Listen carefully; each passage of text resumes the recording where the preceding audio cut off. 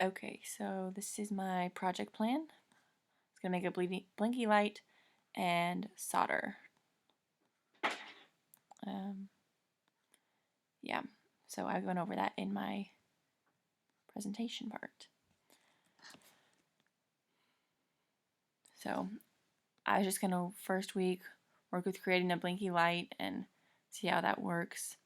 And then week 2, use different bulbs and different sensors, maybe add different blinking patterns with the lights.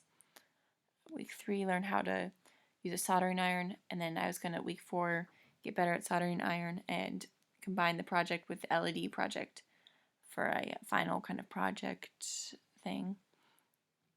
But I did not end up doing that because I did not get good enough at soldering in time, and I didn't have a specific plan and goal I was working towards. So here are my resources. This was a good one, Instructables. Shoot, okay.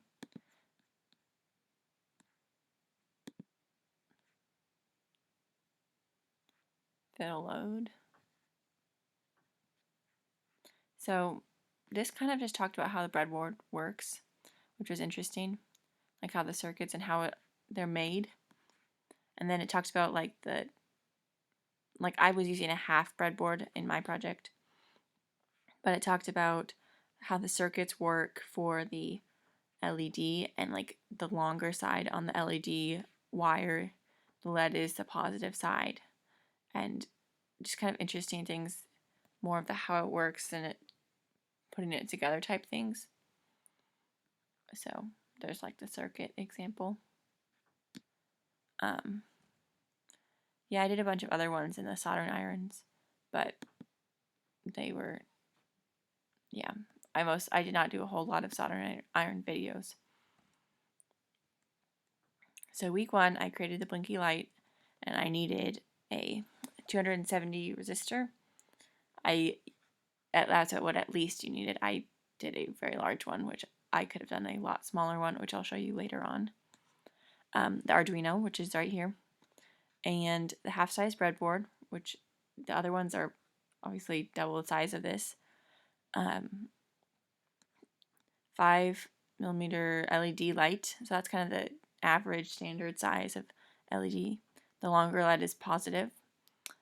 Jumper wires, which are these wires, and they come in different lengths and stuff to get, obviously, from one longer end. You don't need to have that much wire for shorter ones. I used the code that was given the first week because I did not know how that worked at all. So here's my simple LED flashing light. And here, I can pause it. Here's my code. So I did a setup, and I just had to copy and paste this from the website I found. And then you could mess with the delays and yeah, so that would change how fast it would blink. But I did not do that this first week as much. So yeah, that's my first week. Week 2, I worked with the code on the Arduino more. I was learning more about like the input and output names. So for that code, like here.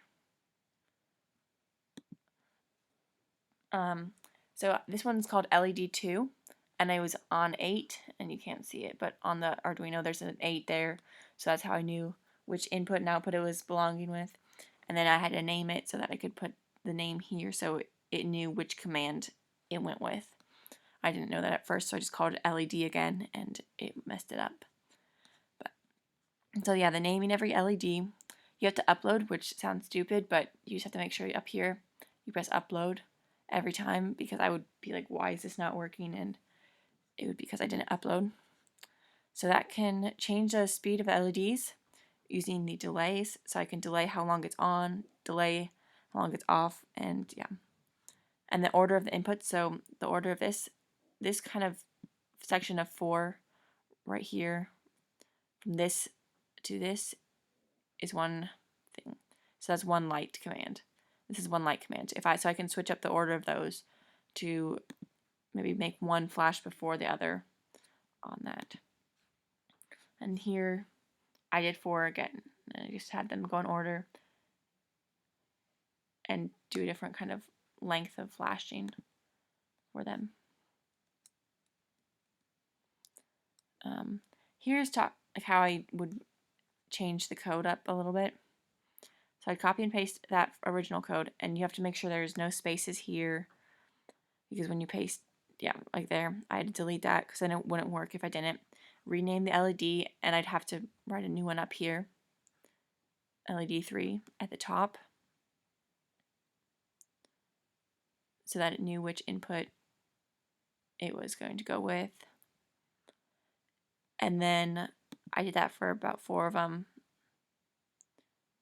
And yeah. So yeah, I had named something wrong there. And I changed the delays on a bunch of them. So that'll come to my next slide. Week 3, I worked with the order and code of the delay. So that's what I just showed you. And then I could make it so 2 of the lights are flashing at one time like that. And just changing the order and how long the LEDs are flashing. And then I worked with the resistor and the this thing. So the resistors are there, and this will so there's a smaller version of the resistors right there, and this, it's a predominator. Yeah, and then it'll allow to like change how much electricity is going to the LED through the resistor. So I can just turn that, and then you can see there it'll change up and down. So that was pretty cool. Oh, yeah. And I looked into soldering some, so I learned more about like how it works and the different types of soldering, and like they suggested things to do for it. So yeah, I learned about the different types of soldering. This is like the exact same one that we have in the back room. So there's some different types of solder that have different, like some have more like lead or something, different types of metal in them, which make them can have some melt faster than others at different heats. So I learned different things about that, and which were easier to work with than others.